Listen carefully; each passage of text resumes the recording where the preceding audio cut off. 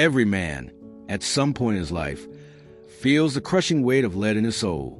It's the dense, heavy feeling that follows a sharp rejection. It's the cold, metallic ache of heartbreak. It's the dull, gray shame of a personal or professional failure. We are told to avoid these feelings, to numb them, to distract ourselves from them. We treat them as poison, as evidence of our own inadequacy. This unexamined pain becomes the base metal of our lives. It makes us bitter, fearful, and hesitant. It weighs us down, preventing us from becoming the men we are capable of being. But the ancient philosophers, the great masters of the human spirit, knew a profound secret. They knew that this lead was not a curse. It was raw material. They understood that within every man lies a potential not of a victim, but of an alchemist, a man who does not run from the base metals of his suffering, but who learns to build a fire hot enough to transmute them into gold. This is the promise of Stoicism. It is not a philosophy of gritting your teeth and enduring pain. It is a practical science of inner transformation. It is a formula for turning the lead of rejection into the gold of direction, the lead of heartbreak into the gold of resilience, and the lead of fear into the gold of unwavering courage. Today, we begin this great work. We are lighting the forge. This is a journey into the heart of Stoic alchemy. We will provide you with the principles and the processes to stop being a man who is crushed by his pain and to start becoming the man who is built by it. Before any alchemist can begin his work, he must first understand the nature of his raw materials. He must know his lead, his iron, his mercury. For us, this means understanding the true nature of our own pain. The first and most critical act of a Stoic alchemist is to perform a great separation. You must learn to distinguish between pain and suffering. They are not the same thing. Pain is the objective, external event. It is the raw sensory input of life. A woman says, "I'm not interested." That is pain. Your business fails and you lose money. That is pain. Someone you love gets sick. That is pain. These events are like the weather. They are real, they happen, and they are largely outside of our direct control. Suffering, on the other hand, is the story you tell yourself about the pain. It is the second arrow you shoot into yourself.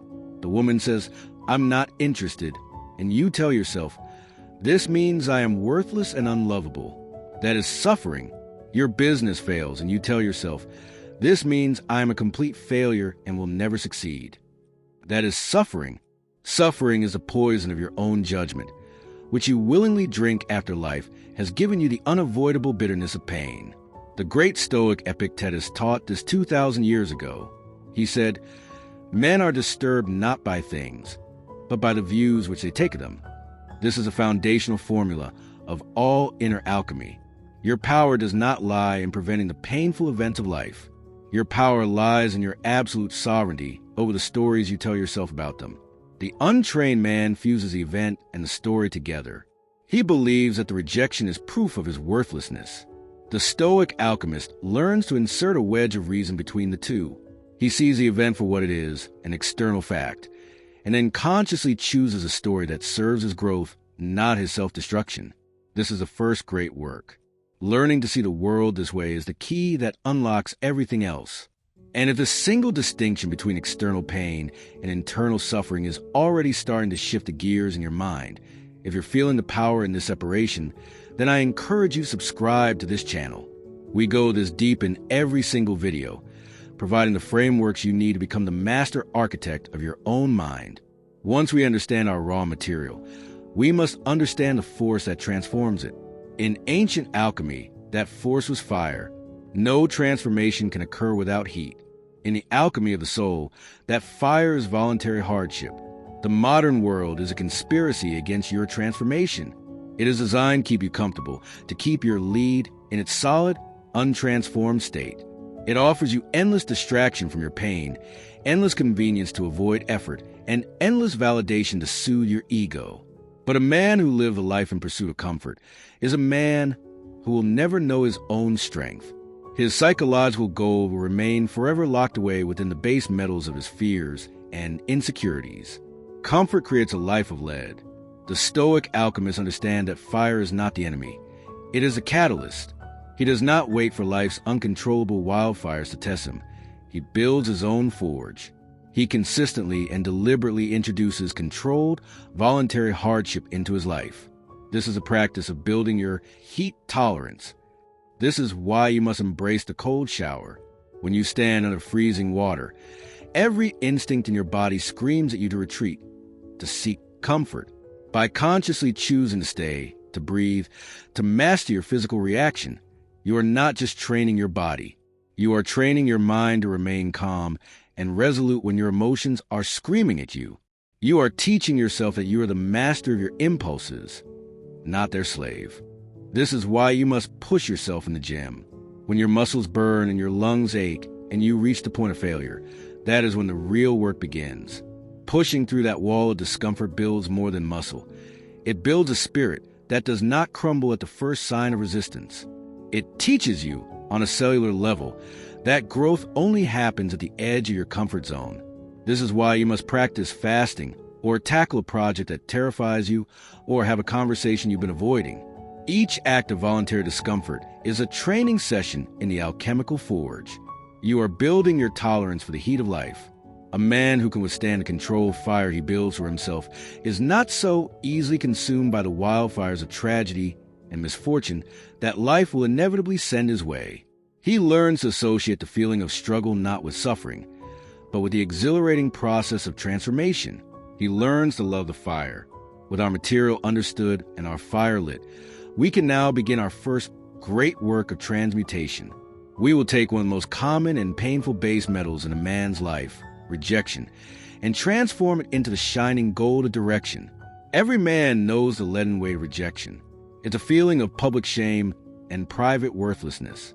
A woman turns away from you, a job application is denied, an idea is dismissed. The untrained man, the anxious boy, experiences this as a verdict on his soul. The lead enters his system and hardens his heart. He becomes more fearful, more hesitant. He decides that the risk of the pain is not worth the potential reward. And so he stops trying. He stops living. The lead has won. But the Stoic alchemist sees this lead not as a final verdict, but as a starting point. He brings it into his forge and begins the alchemical process. The first step is separatio, or separation. He takes the raw event and separates the objective fact from its subjective story. The objective fact is, she said she was not interested. The subjective, suffering story is, therefore, I am unattractive and no one will ever want me. The alchemist holds up the objective fact to the light of reason. He acknowledges it. He accepts it as a piece of external data. Then, he takes the story of his worthlessness and consciously discards it, recognizing it as a poison of his own making, a fiction created by his ego. He understands his worth is derived from his character, and the opinion of one person cannot diminish it. The second step is solutio, or dissolution. He must dissolve his ego's attachment to the outcome. The boy believed his goal was to get the girl. The alchemist understands his true goal was internal, to act with courage, to express his authentic intent, to face a fear. From this perspective, he was successful the moment he chose to act, regardless of her response. By dissolving his attachment to the external result, he reclaims his power. He realizes a rejection did not make him fail. It was part of the process that allowed him to succeed at his real mission of being a courageous man. The final step is coagulatio, or coagulation. This is where he reforms the experience into something solid, valuable, and useful. This is where he creates the gold. How? First, the rejection provides him with invaluable data. Perhaps his approach could be improved. Perhaps his communication could be clearer. He analyzes the event like a scientist, not a victim, looking for lessons. But this is only a minor piece of the gold. The real, shining gold is direction. The sting of rejection is a powerful signal from the universe. It is a reminder that his ultimate source of validation and purpose cannot come from the approval of others. Each rejection is a powerful course correction, turning him away from the futile path of seeking external worth and pointing him back toward the only path that matters, his own mission. It hardens his resolve to build a life so full of purpose, discipline, and meaning that the validation of any single person becomes irrelevant. The pain of her no becomes a fuel for his larger yes. The yes to his own growth, his own standards, and his own unwavering purpose. He has taken the base metal of a momentary social pain and transmuted it into the precious metal of a lifelong mission. This is the power you hold. It is not magic. It is a process. It is a choice to see the world not as a series of threats to your ego, but as a series of raw materials for your own becoming. We have only just begun to uncover this formula. This process of transmutation applies to every challenge a man will face. And if this detailed breakdown of turning rejection into direction has provided you with a new sense of power and a new tool for your life, then recognize its value. Think of the other men in your life, your brothers, your friends, your sons, who are feeling the leaden weight of the same pain. Be the man who shares the formula. Sharing this video is an act of lifting up your fellow man. We have lit the forge. We have learned to distinguish the raw pain of life from the suffering we create in our own minds, and we have begun the great work of transmutation, turning the sharp sting of rejection into the golden compass of our life's true direction. But the path of the alchemist leads ever deeper into hotter fires and toward more profound transformations. The initial tests are designed to prepare him for the great work, the transmutation of the heaviest, densest, and most painful lead a man can experience. Now, we must walk into the heart of the fire. We will confront the agonizing weight of heartbreak and uncover the Stoic formula for transforming this devastating loss into the unbreakable gold of resilience and true, unshakable sovereignty. When a significant relationship ends, the experience of the untrained man is not merely pain. It is a psychological death. The lead of heartbreak is heavy because it feels total. It is a loss of a partner, a friend, a lover. It is the death of a shared future, the collapse of 1,000 private jokes, memories, and routines. The man who has not practiced the alchemy of his own soul finds himself in a dark and terrifying place. His mind becomes a torture chamber, replaying memories on an endless loop. He is haunted by the ghost of what he lost, and he poisons his present with bitterness, obsession, and a despair that feels absolute. The lead of this experience can weigh him down for years, making him fearful of ever opening his heart again. But for the Stoic alchemist, this moment of utter devastation is also the moment of his greatest potential power. He knows that the most brilliant gold is only ever forged in the hottest fire. He does not run from this pain. He walks into it, ready to begin the great work. The first stage of this profound transmutation is calcinatio or calcination. In ancient alchemy, this was the process of heating a solid to a high temperature to burn away all impurities, leaving behind a fine, pure ash. For the man experiencing heartbreak, this is the excruciating but necessary process of burning away his attachments. He must, with conscious and courageous effort, place the entire relationship into the alchemical fire of radical acceptance. This is a more fatty in its most potent form. He must burn away the idealized image he held of his partner, seeing her not as a goddess he lost, but as a complex, flawed human she is. He must burn away the fantasy of the future they would have had, recognizing it as a story that no longer exists. He must burn away his own ego's attachments, the part of him that felt validated by being with her, the part that felt proud to call her his. He must let it all burn until all that remains is a simple, undeniable, ashen truth. The relationship is over. This process is one profound grief. It hurts, but the alchemist understands that this fire is not destroying him. It is purifying him. It is burning away everything that was not truly his to begin with, leaving behind the essential, indestructible core of his own being. The next stage is solutio, or dissolution. After the fire comes the water. The alchemist takes the purified ash of his accepted reality and dissolves it in the waters of his own grief. The untrained man drowns in these waters. He fights them, thrashes against them, and is ultimately consumed by them. The alchemist, however, consciously chooses to surrender. He allows himself to feel the pain fully. He does not distract himself with meaningless pursuits or numb himself with cheap comforts. He understands that grief is a solvent. It is a powerful chemical that, if allowed to do its work, will dissolve the hardened structures of his old codependent self. He gives himself permission to feel the sadness, the anger, the loneliness. He observes these emotions with the detached curiosity of a scientist, a core Stoic practice. He knows that these feelings are powerful, but they are not him. They are weather patterns passing through the sky of his awareness. By immersing himself in the feeling without becoming the feeling, he allows the pain to wash away the parts of his ego that were built on the relationship. The pain dissolves his neediness, his reliance on external validation, and his fear of being alone. He emerges from these waters cleansed, lighter, and with newfound clarity. He has faced the abyss of his own sorrow and discovered that he is still there. This leads to the final, triumphant stage, coagulatio or coagulation. From the purified ash in the dissolved ego, the alchemist now begins to form a new, more powerful substance. He gathers the lessons learned, the insights gained, and the strength discovered in the fire, and he begins to solidify them into pure gold. The first piece of gold is resilience. He has faced one of life's greatest pains, and he has survived.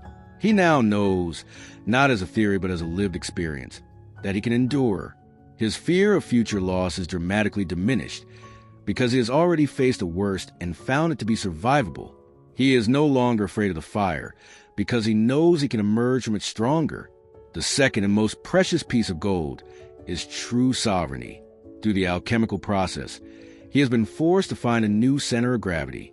His happiness, which was once precariously balanced on the existence of another person, has now been reclaimed and placed squarely in the center of his own inner citadel. He learns that he is his own source of validation, his own source of security, and his own source of peace.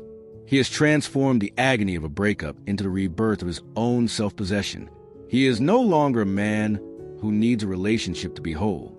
He is a whole man who can now choose to enter a relationship from a place of strength and abundance. He has taken the heaviest lead imaginable and forged it into the indestructible gold of a sovereign soul. This path of turning heartbreak into power is one of the most difficult a man can walk, but it is also one of the most rewarding. It is the very essence of masculine growth. And if you know a man, a friend, a brother, a son, who is currently crushed under the weight of this lead, do not just offer him sympathy. Share this video with him. Offer him the tools of the alchemist. Be the catalyst that helps another man light his own forge. Your share could be the spark that begins his own great work. But the path of the alchemist is not reserved only for life's grand tragedies. The true master practices his craft every single day. This brings us to the final stage of our journey, perfecting the gold through the alchemy of daily life. Your life, especially within a committed relationship, is filled with small pieces of lead. The daily frustrations, the petty arguments, the minor annoyances, the broken expectations. The untrained man allows these small pieces of lead to accumulate. He stuffs them down, ignores them, or complains about them. Over time, their combined weight becomes immense, poisoning the relationship of resentment and slowly crushing the life out of the connection. The Stoic alchemist sees these daily frustrations as his gymnasium. There is daily opportunity to practice microtransmutations, to keep his alchemical fires burning and his skills sharp. Consider the lead of a petty argument. Your partner is frustrated about something trivial, and her tone is sharp. The boy in you wants to react with defensive anger, but the alchemist applies his formula. He performs a separation. He separates the external event, her tone of voice was sharp, from his internal story. She is attacking me and doesn't respect me. He then applies the fire of the stoic pause, taking a breath and burning away his initial reactive impulse. Finally, he performs a coagulation, reforming the experience into the gold of patience and leadership. He sees this not as an attack, but as an opportunity to be the calm, stable center. He can respond with a question like, "It sounds like you've had a really frustrating day. Tell me about it." He transmutes a moment of potential conflict into a moment of potential connection. Consider the lead of a broken promise. She said she would do something, and she forgot. The boy wants to feel the sting of disrespect and start a conflict. The alchemist sees this as an opportunity to forge the gold of improved communication and grace. He addresses the issue not from a place of blame, but from a place of collaborative problem solving. When this happens, it makes me feel like my priorities aren't valued. How can we work together to make sure we're on the same page next time?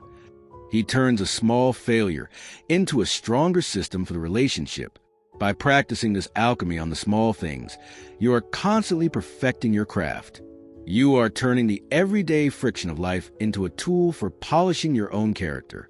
You are ensuring that your relationship does not become a toxic dump site for untransmuted lead, but a gleaming testament to the transformative power of your philosophy. So we conclude where we began. You are an alchemist. Your life, with all its pain, its challenges, and its heartbreaks, is your laboratory. You have been given a mountain of lead. The world will tell you to curse its weight, to hide it, to run from it. But the Stoic sages of old have handed you the formula to transform it. The choice is yours. Will you remain a man defined by the weight of your past pains? Or will you become the man who uses that weight to build his own strength? Will you be crushed by your suffering? Or will you become the alchemist who transforms it into the source of his power? This is the path to true masculine freedom. It is not the freedom from pain, but the freedom to use it. It is the power to look upon any obstacle, any failure, any heartbreak, and to know with unshakable certainty that this, too, is raw material for the great and noble work of forging your own soul. If this philosophy, this path of the Stoic alchemist, resonates with the man you aspire to be, then I invite you to make a commitment. Subscribe to this channel and join a brotherhood of modern alchemists. We are men who are choosing not to be defined by what happens to us, but by what we choose to create from it. The work is difficult, but it is the only work that matters. Let us begin.